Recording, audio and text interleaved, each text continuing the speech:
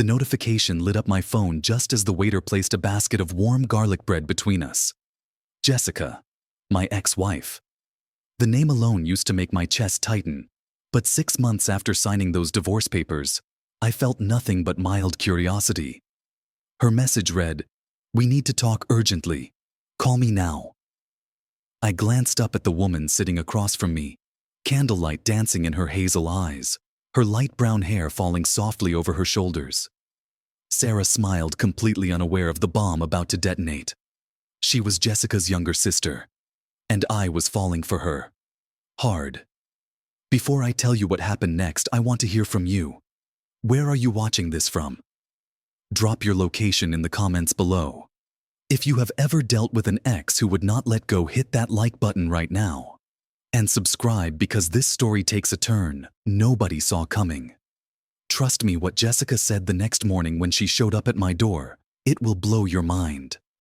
Now let me take you back to where this all started. 6 months earlier, my marriage was already dead, but I did not know it yet. 4 years ago, I met Jessica at an art gallery opening in Manhattan. She walked in wearing a black dress that probably cost more than my rent, her dark hair cascading down her back like something out of a shampoo commercial. She was 29, a marketing director at some big firm, and she had this confidence that made everyone in the room turn their heads. I was a financial analyst, decent looking, I guess, but nothing special. When she smiled at me across the room, I could not believe my luck. We moved fast. Too fast, probably. 9 months later, we were standing in a vineyard in Napa Valley saying vows in front of 200 guests. The wedding was perfect. She was perfect. Or so I thought. I remember thinking this was it. This was the life I had worked for. The American dream wrapped up in a white dress and a 3-carat ring. The first 2 years were good. We traveled to Europe that summer, spent a week in Paris where she dragged me to every museum, and I pretended to understand abstract art.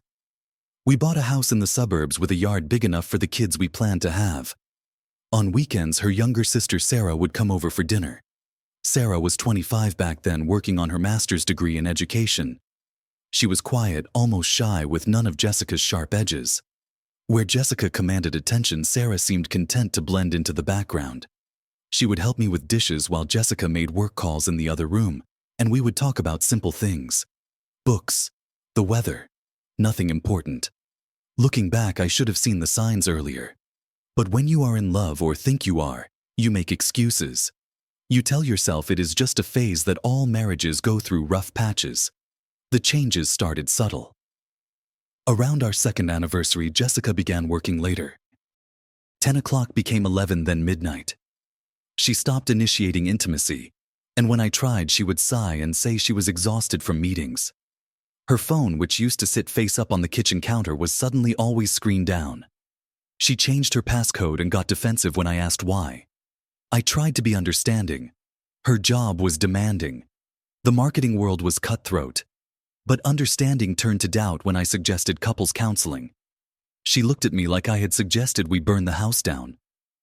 "We do not need strangers in our business, Richard," she said, her voice ice cold. "If you cannot handle a little distance, maybe you are the one with the problem." The girls' nights out became more frequent. Every Friday, sometimes Thursdays too. She would come home smelling like wine and expensive perfume that was not the brand she wore. I started lying awake watching the ceiling fan spin, wondering when my wife would come home. Wondering if she even wanted to anymore. Sarah still came by for Sunday dinners, but Jessica was rarely there. Work, emergency. Last-minute client dinner. The excuses piled up like unpaid bills. One evening, Sarah and I were sitting on the back porch after cleaning up, and she turned to me with this worried look. "Is everything okay between you two?" Her voice was barely above a whisper. I forced a smile and told her what I kept telling myself. Just a rough patch. All marriages have them. She did not look convinced. The night everything shattered was a Tuesday. I had left work early because a meeting got canceled. I drove home thinking maybe I would surprise Jessica. Maybe we could talk. Actually talk. The house was quiet when I walked in. I could hear the shower running upstairs. Her laptop sat open on the kitchen table, which was unusual. She was religious about closing it. I was not trying to snoop. I swear I was not. But the Facebook Messenger notification popped up right as I walked past. A name I did not recognize, Drew. The preview message made my blood run cold. Last night was incredible. Cannot wait to see you again tomorrow. My hands shook as I clicked into the conversation. 2 months of messages. 2 months of my wife telling another man things she used to tell me. Things that were worse than what she told me. They had been seeing each other for 4 months. 4 months while I was lying in our bed wondering what I had done wrong. Drew worked in marketing, some manager at a different firm. The messages were explicit, detailed. Plans for hotel rooms and weekend getaways while I thought she was at conferences. There was one message that stuck in my throat like a fishbone. I feel more alive with you than I have in years. I closed the laptop and sat there in the kitchen listening to the water shut off upstairs. My whole body felt numb. When Jessica came down 15 minutes later, wrapped in a bathrobe with her hair in a towel, I asked her very calmly to sit down. The conversation that followed was not loud. It was not dramatic. It was just sad. At first she stammered, tried to explain. Then when she realized there was no way out, she got angry. At me. You went through my messages. She stood up, her face flushed. That is a violation of privacy, Richard. I almost laughed. Almost. I am not the one who violated anything, Jessica. She switched tactics then. Started listing my faults like she had been keeping a running tally. I worked too much. I was emotionally unavailable. I was boring. Drew understood her. Drew made her feel special. Drew gave her what I could not. Maybe we should separate, she finally said, crossing her arms. I looked at the woman I had promised forever to and realized I did not know her at all. If that is what you want, I said quietly, then okay. She blinked, surprised I had not fought back. But what was I supposed to fight for? A woman who spent 4 months in another man's bed. That night after she went to her mother's house, I made 2 phone calls. The first was to a divorce attorney my buddy from college had recommended. The second was to Sarah. The divorce took 6 months to finalize, but it felt like 6 years. Jessica wanted everything. The house I had paid the mortgage on for 3 years. Half of my retirement fund that I had been building since my 20s. Her lawyer was aggressive, painting me as some absent husband who drove her into another man's arms.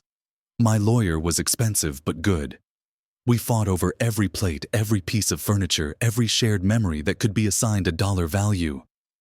During those months, Sarah was the only person from Jessica's family who reached out. She called me the week after I moved out of the house into a cramped 1-bedroom downtown.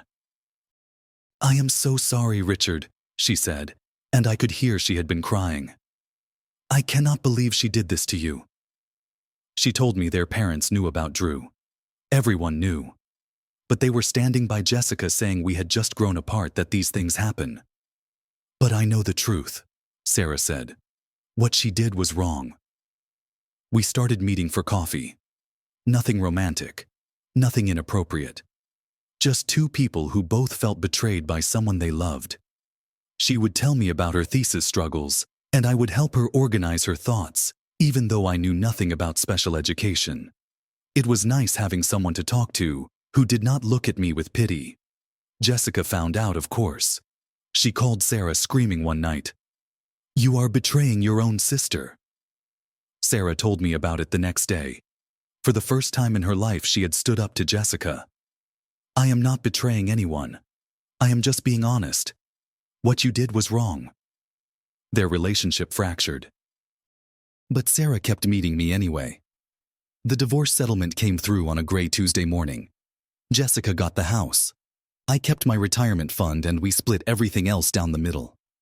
In the lawyer's office, she would not even look at me. She signed her name, gathered her things, and walked out without a word. I watched her go and felt nothing but relief. I thought I was free. I thought the worst was over. I had no idea what was coming. The next 3 months, I focused on rebuilding. I threw myself into work and got promoted to senior analyst.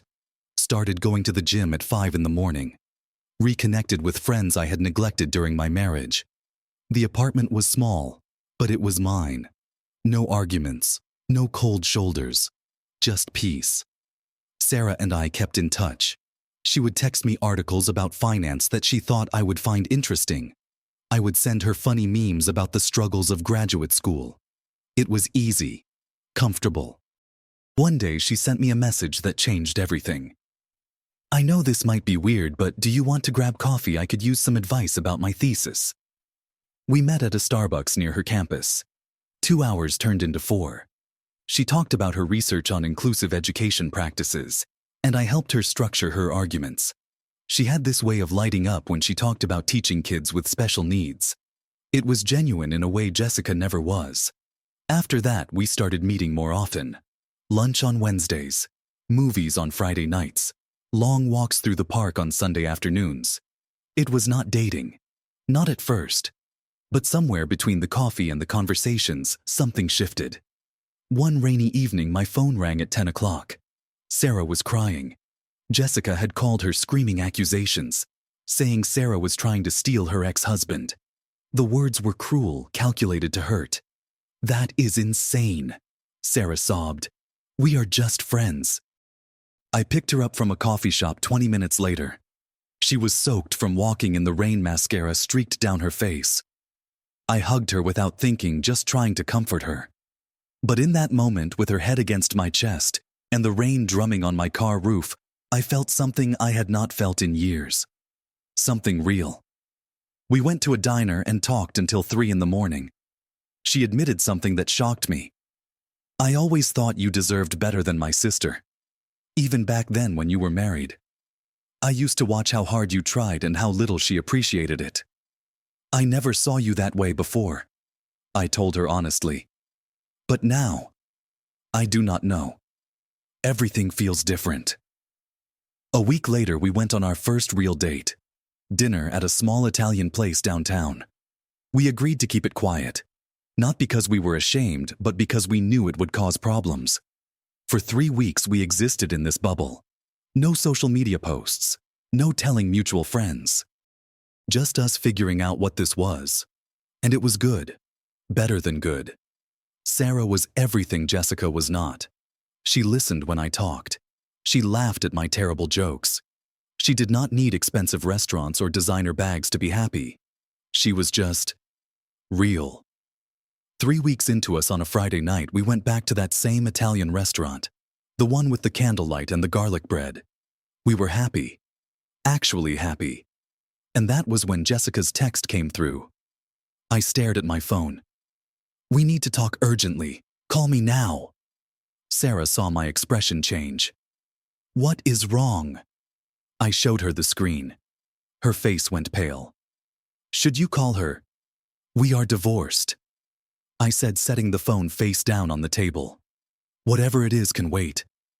But Jessica was not the type to wait. She called. Once. Twice. 7 times in 10 minutes. Sarah was getting nervous, picking at her pasta. Another text came through. "This is serious. About Drew. About us. Please call." Sarah looked at me with those worried hazel eyes. "Maybe you should." Something in me snapped. Maybe it was the months of her manipulation. Maybe it was the audacity of her interrupting this moment. Maybe I was just tired of letting her control the narrative. I picked up my phone and typed 3 words that would detonate everything. "Not now. I am out with your sister." I hit send before I could second-guess myself. Sarah's eyes went wide. "Richard. Oh, God." The phone was silent for exactly 3 minutes. Then it started. A flood of messages. "What? You are with Sarah. How long has this been going on? You are disgusting, both of you. I cannot believe this betrayal." I powered off my phone and put it in my pocket. Sarah looked terrified. "She is going to kill me." "We have not done anything wrong," I said, reaching across the table to take her hand. "We are both single adults. She does not get to have an opinion on this." We tried to finish dinner, but the mood was ruined. We drove back to my apartment in silence, both knowing the storm was coming. We stayed up until 2 in the morning talking about what would happen next. We decided we were done hiding, done apologizing for finding happiness after everything fell apart. At 7 o'clock the next morning, someone started pounding on my door like the building was on fire. I stumbled out of bed, still half asleep. Through the peephole, I saw Jessica. She was wearing a gray hoodie and yoga pants, her hair unwashed and pulled back. Her eyes were red and swollen. I opened the door. "It is 7 in the morning, Jessica."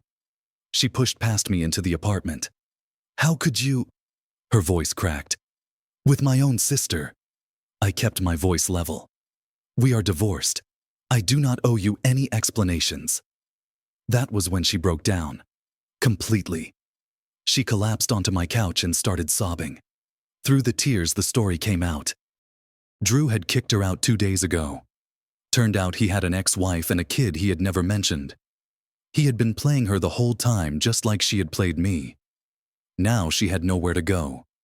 She had sold our house to buy a place with him, but the deal had fallen through. She was staying on a friend's couch. "I made a mistake, Richard." She looked up at me with those eyes that used to make me forget my own name. "I see that now. We had something good. Something real." I felt like I was watching this happen to someone else. "Are you serious right now?" I was confused.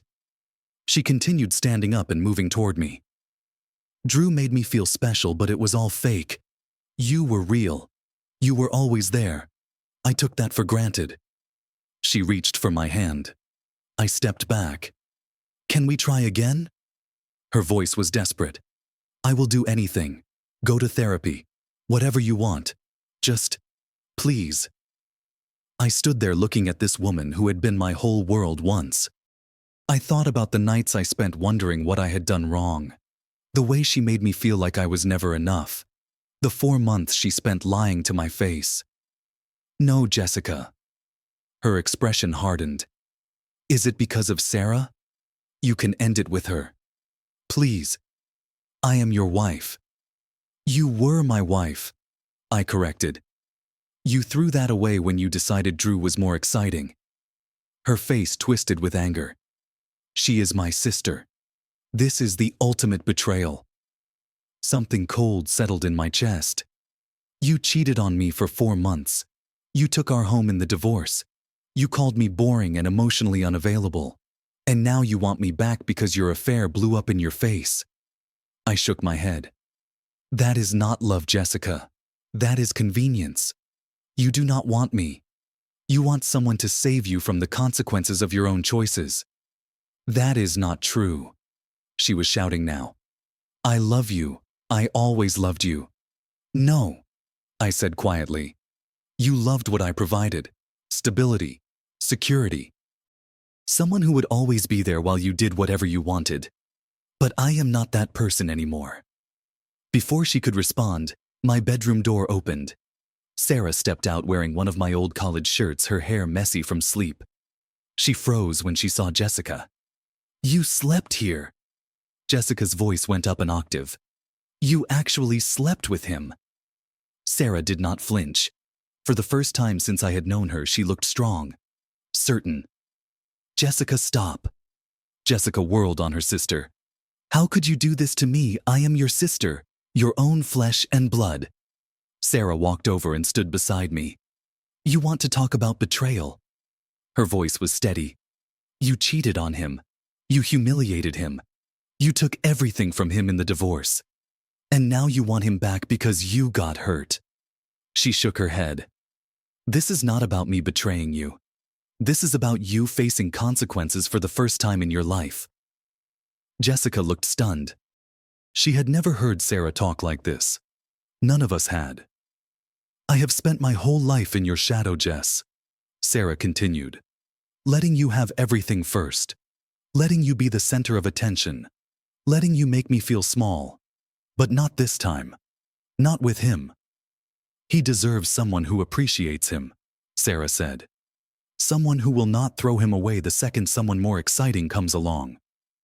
I took Sarah's hand. We stood there together, united. Jessica looked between us, tears streaming down her face. "You two deserve each other," she spat. Both of you are traitors, and Sarah, when he gets bored of you like he got boring to me, do not come crying." "She would not do that," I said firmly.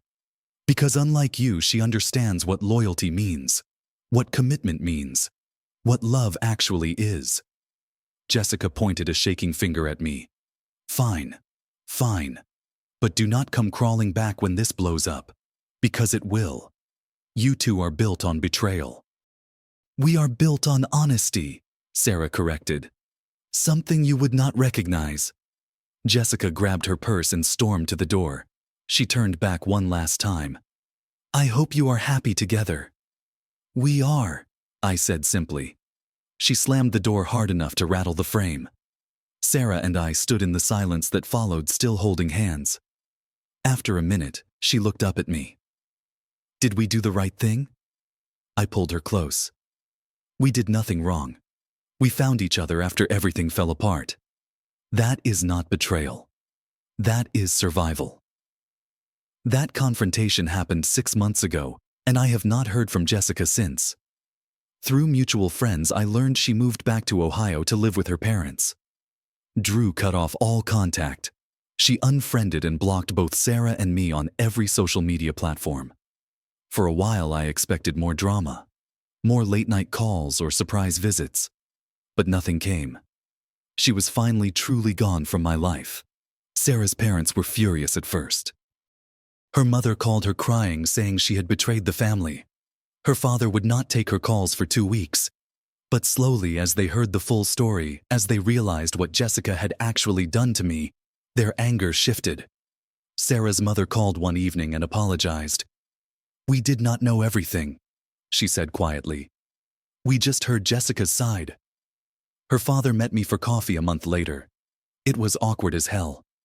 We sat across from each other at a Starbucks, neither knowing what to say. Finally, he spoke. "I do not fully understand this situation, but Sarah seems happy, really happy. So," he paused, "just take care of my daughter." "I will," I promised, and I meant it. We stopped hiding after that. Posted a photo together at a concert. Let friends know we were dating. The reaction was mixed. Some people thought it was weird dating my ex-wife's sister. Others were supportive, saying we both deserved happiness. Honestly, I stopped caring what people thought. Life is too short to turn down real connection because of optics. Sarah finished her master's thesis and graduated in May. She got offered a position as a special education teacher at an elementary school in the district. I was promoted to director at my firm. We moved into a bigger apartment together, one with enough space for both of us. Got a dog, a rescue mutt named Cooper, who Sarah absolutely spoiled. Our life is simple, quiet. We cook dinner together most nights. Watch terrible reality television on the couch. Take Cooper for long walks on weekends. There is no drama, no lies, no wondering where the other person really is or who they are really with. Just trust, respect, partnership. I look back sometimes at my marriage to Jessica, and I am grateful it ended. I know that sounds strange.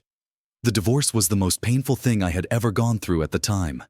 I felt like a failure, like I had lost everything that mattered. But now I see it differently. If Jessica had not cheated, if she had not blown up our marriage, I would never have found what real love actually feels like. Sarah taught me that love is not about grand gestures or passionate fireworks. It is about the small things. It is about someone who brings you coffee in bed without being asked. Someone who listens to your terrible day and does not try to fix it, just sits with you in it. Someone who stays when things get hard instead of running to the next exciting thing. As for Jessica, I do not hate her anymore. I did for a while. I was angry and bitter and wanted her to hurt the way she hurt me. But that faded. She made choices she thought would make her happy. She was wrong, and she paid the price. I do not take pleasure in her pain. I just feel sad that she still has not learned the lesson. That happiness built on someone else's suffering never lasts. I do not think about her much these days. Sometimes I wonder if she is okay, if she found whatever she was looking for. I hope she did. I genuinely hope she found peace. But it is not my problem anymore. It has not been for a long time. People ask me sometimes if I feel guilty about dating Sarah. If it feels like some kind of revenge. It does not. What Sarah and I have is not about Jessica at all. It is about two people who found each other at the right time in the right way. We were both broken when we met. Both trying to figure out how to trust again. And somehow we helped each other heal. Yes, she is my ex-wife's sister. Yes, that is complicated. But we did not do anything wrong. We were both single. Both adults. Both entitled to find happiness wherever we could. I refuse to apologize for that. Life is too short to give up real connection because people might gossip. The truth is, sometimes the worst thing that happens to you becomes the best thing. Sometimes the person you least expect becomes the person you cannot imagine life without. And sometimes a text message that seems like an ending is actually a beginning. Jessica texted me that night hoping to get me back, hoping to walk back into my life like the last 6 months had not happened. Instead, she pushed Sarah and me together forever. She forced us to stop hiding and claim what we had found. In a weird way, I should probably thank her. I do not know where Jessica is now. I do not know if she ever found someone who made her happy. I do not know if she looks back on what happened and feels regret or relief. And honestly, I do not need to know. That chapter is closed. The book is on the shelf. I have moved on to a completely different story. But me, I already found my peace. I found it in a woman with hazel eyes and a genuine smile. A woman who values loyalty over excitement. A woman who chose me not because I was convenient, but because I was worth choosing.